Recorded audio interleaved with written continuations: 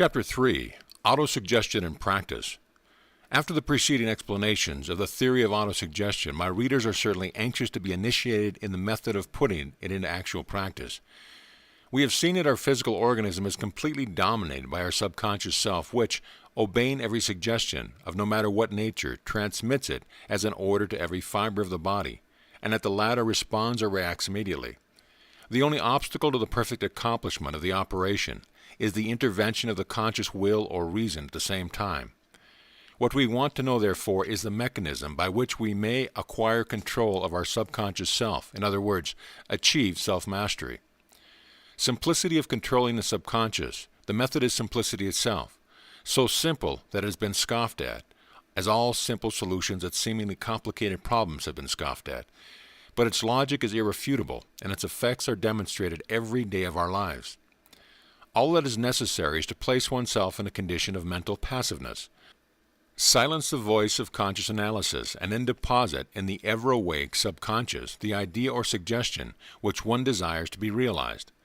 Every night, when you have comfortably settled yourself in bed and are on the point of dropping off to sleep, murmur in a low but clear voice just loud enough to be heard by yourself this little formula. Every day, in every way, I am getting better and better.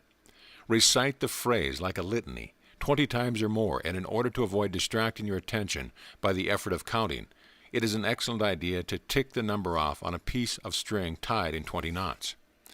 Puerile, perhaps, yet it suffices to set in motion in the desired direction the stupendous forces of which we may be masters if we will. It is a mere suggestion, but that suggestion cast into the mysterious laboratory of the subconscious self is instantaneously translated into an active, living force. Like the oracles of the ancients well knew the power, often the terrible power, contained in the repetition of a phrase or a formula. The secret of the undeniable influence they exercised through the old oracles resided probably, nay certainly, in the force of suggestion. Yes, my method of self-cure by autosuggestion is undoubtedly simple. It is easy to understand and just as easy to practice, yet the human mind is today what it is in the days of the oracles. It insists on associating the healing of the body or mind with complicated theories and processes which, in reality, are quite unnecessary. Why complain if things are made easy for you? People may wonder why I am content to prescribe such a general and apparently vague formula as every day and every way I am getting better and better, for all and every ailment. The reason is, strange as it may seem, that our subconscious mind does not need the details. The general suggestion that everything, in every way, is going well is quite sufficient to set up the procedure of persuasion, which will carry its effects to the different organs and improve every function. I have had remarkable demonstrations of this in the course of my long teaching and experiments. Time and time again I have seen patients cured, not only of the particular disease for which they sought relief, but also of minor disabilities which they had almost forgotten. Why a general suggestion is better than specific suggestions. The fact is, our subconscious knows much more than we can ever know ourselves about our physical organism. Fortunately for us, just think what a mess we should make of things if we had to look after every function. Breathing, digestion, for instance. Who is it that takes charge of such a complicated job? The subconscious mind. And if it ever does its work badly, it is always because in some way or another we have voluntarily meddled with it.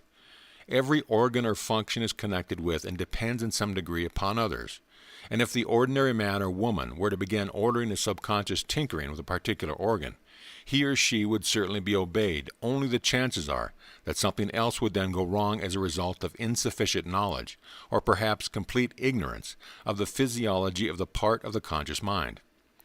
Don't concentrate, so just leave it to the subconscious. Avoid all effort. When you recite your phrase, every day and every way, I am getting better and better, you must relax all strain and tension. Do not seek to concentrate your thought. Concentration is very valuable and necessary when conscious reasoning is to be done, but fatal to the success of autosuggestion. Isolate yourself from everything likely to distract your attention, however. Close your eyes if possible.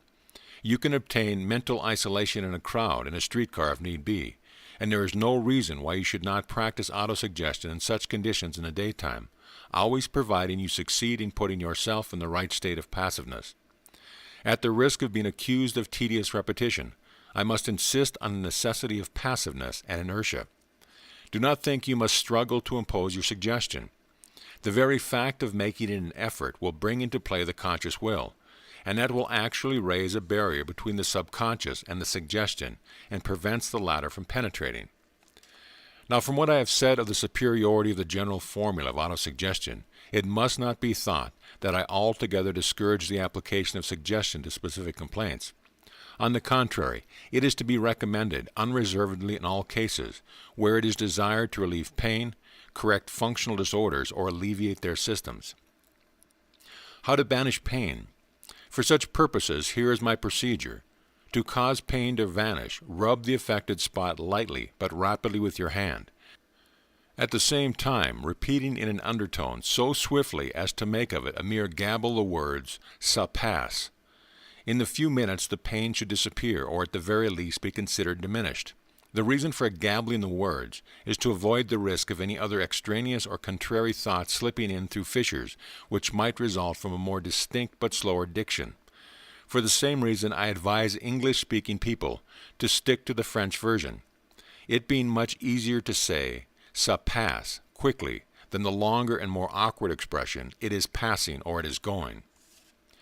How to go to sleep? Sufferers from sleeplessness will proceed in another way.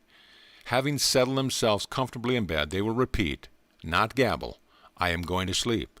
I am going to sleep," in a quiet, placid, even voice, avoiding, of course, the slightest mental effort to attain the desired result. The soporific effect of this droning repetition of the suggestion soon makes itself felt, whereas if one actually tries to sleep, the spirit of wakefulness is kept alive by the negative idea, according to the law of converted effort. Insomnia indeed affords a striking demonstration of the disastrous effect of the exertion of the will, the result of which is just the contrary to the one desired. Stammering, lack of confidence, and paralysis cured. Stammering again is a painful affliction which readily yields to autosuggestion. I have known cases of cures being effected in one sitting, though this naturally is rare.